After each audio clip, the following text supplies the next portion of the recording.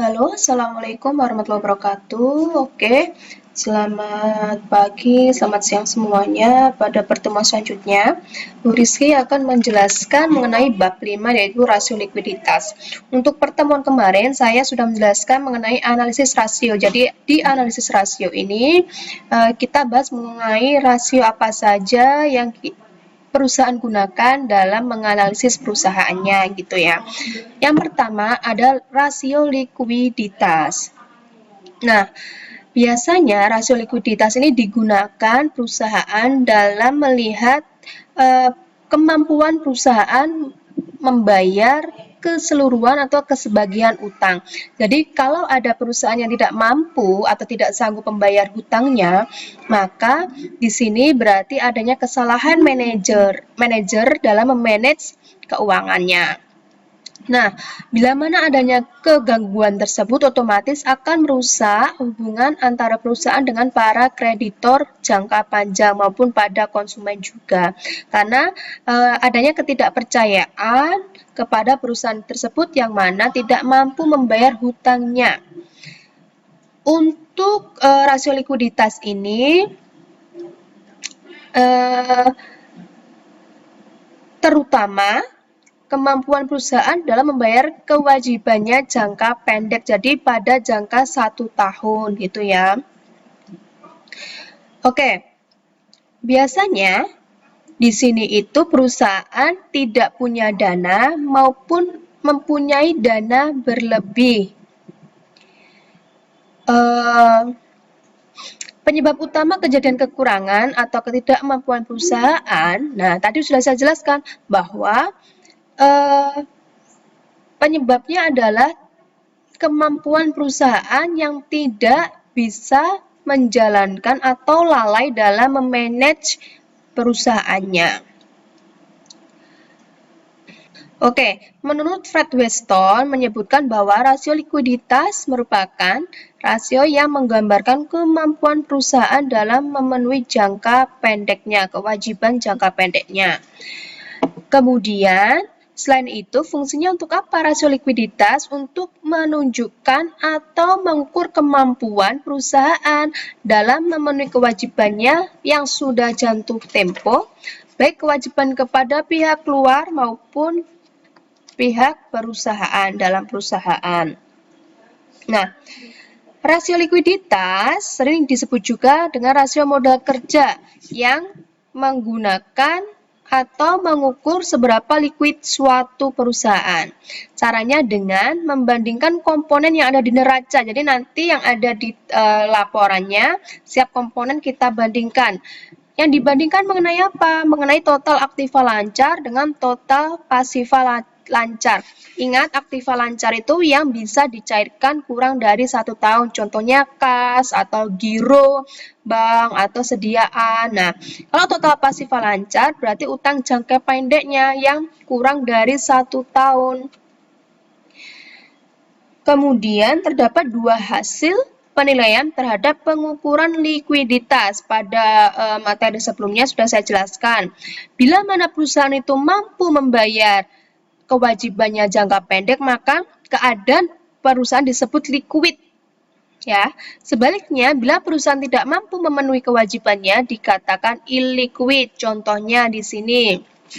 Oke, perusahaan mempunyai utang jatuh tempo 1 juta.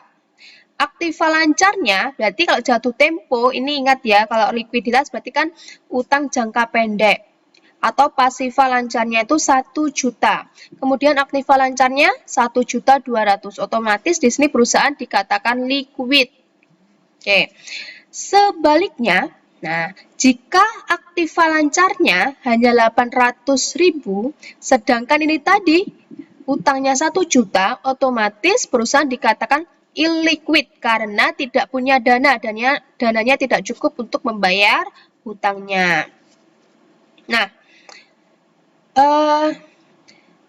meskipun kondisi dalam keadaan liquid, posisi keuangan mengkhawatirkan jelas karena masih sisa 200 ya, 200.000 karena kita tidak tahu perusahaan masih punya kewajiban lainnya atau tidak. Nah, dikatakan perusahaan itu aman atau dana atau modalnya dikatakan aman itu kalau bisa perbandingannya 2:1 atau 200%.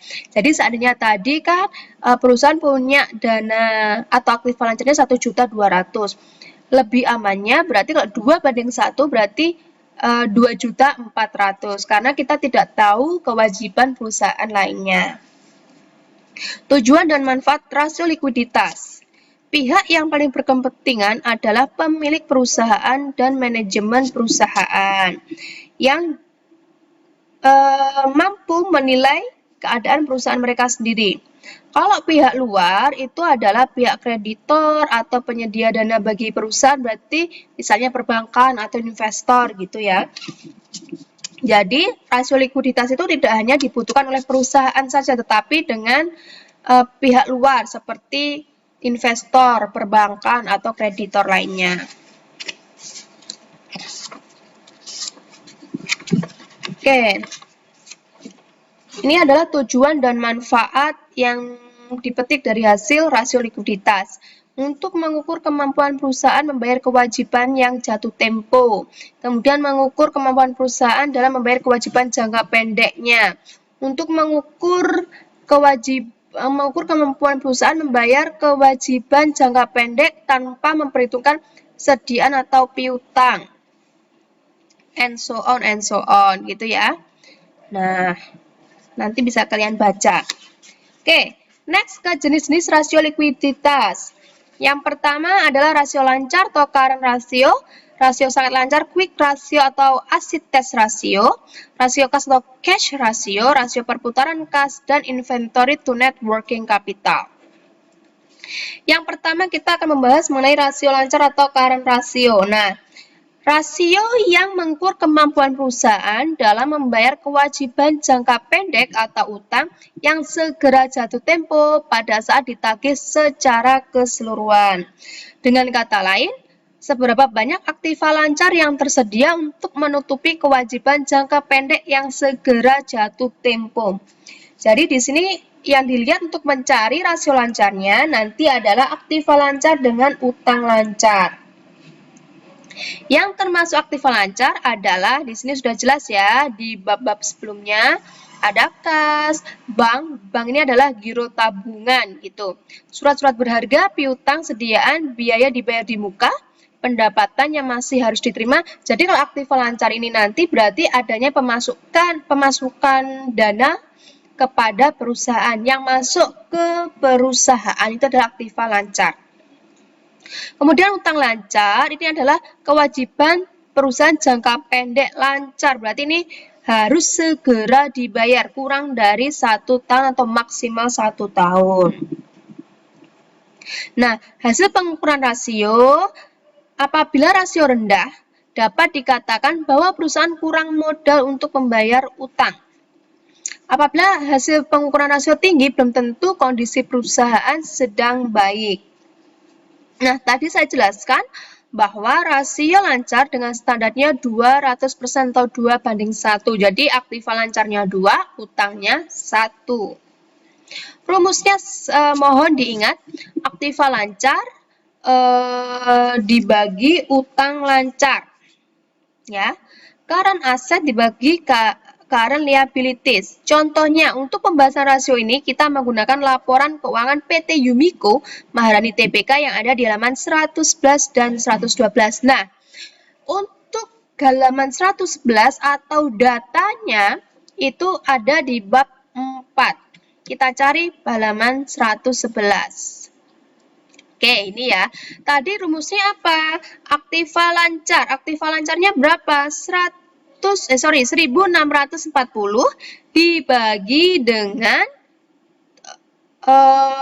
ini 750 untuk tahun 2005 ya.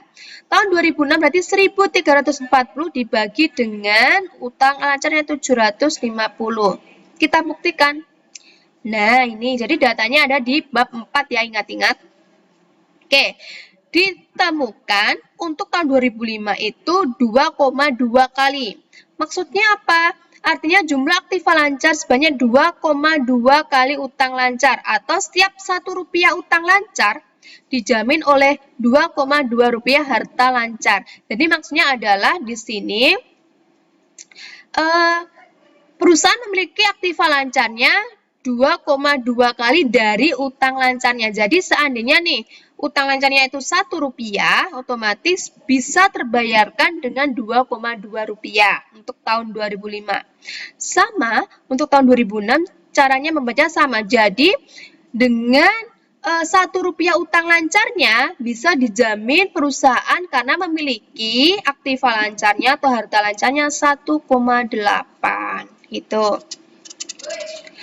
Jadi jika rata-rata industri untuk current ratio adalah 2 kali, maka di sini perusahaan mempunyai di atas rata-rata industri pada tahun 2005. Tapi untuk tahun 2006 dikatakan kurang baik karena standarnya untuk rasio itu 2 kali. Yang mana tahun 2006 hanya 1,8 kali. Jadi kurang baik. Next, rasio cepat. Rasio cepat adalah menunjukkan kemampuan perusahaan dalam memenuhi atau membayar kewajiban jangka pendek dengan aktiva lancar tanpa memperhitung nilai sediaan. Artinya nilai sediaan kita abaikan dengan cara dikurangi dari nilai total aktiva lancar. Hal ini dilakukan karena sediaan dianggap memerlukan waktu relatif lebih lama untuk diuangkan karena piutang tadi. Oke, untuk rumusnya quick ratio itu ada 2 ya. Jadi kalian bisa menggunakan yang atas ini atau yang bawah ini tergantung soalnya. Bila komponen soalnya itu lengkap, jadi kalian bisa menggunakan dua-duanya. Kalau hanya beberapa, kalian bisa menggunakan yang atas atau yang bawah. Itu.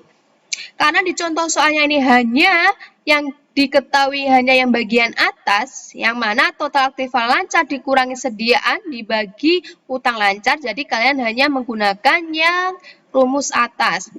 Ingat ini tadi ya. Nah, untuk datanya tahun 2005 atau 2006 ada di bab 4 ini tadi sama.